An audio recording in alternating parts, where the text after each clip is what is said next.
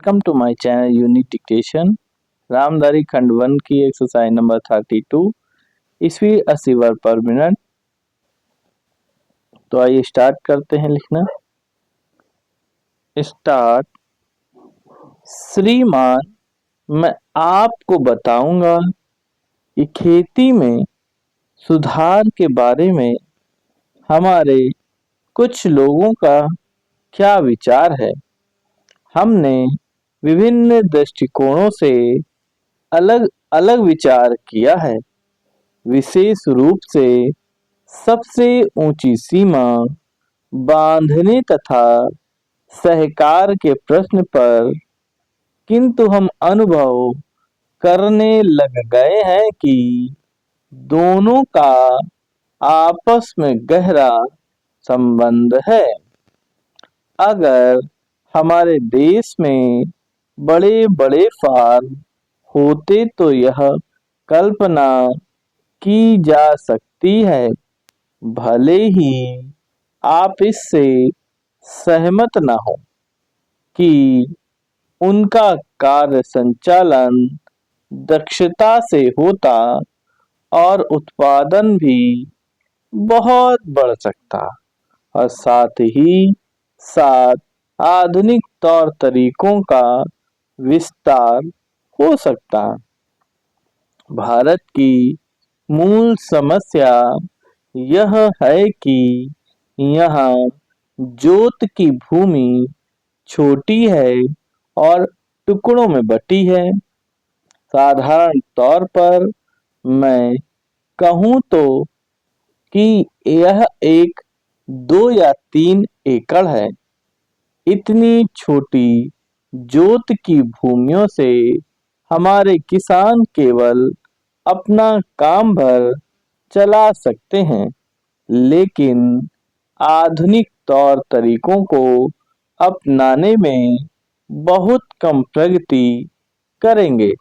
अब सबसे ऊंची सीमा बांध देने से ऐसा भी हो सकता है कि कुछ एक जो बड़े फॉर्म हैं उनमें काट छाट हो, जो कि प्रयोजन भी है।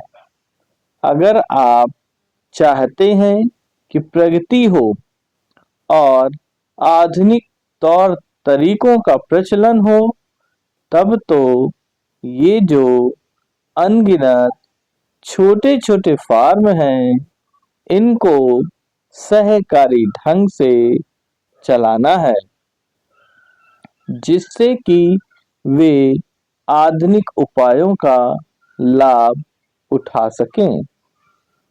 सहकारी ढंग से कार्य करने से मेरा मतलब है विविध प्रकार से सहयोग देना।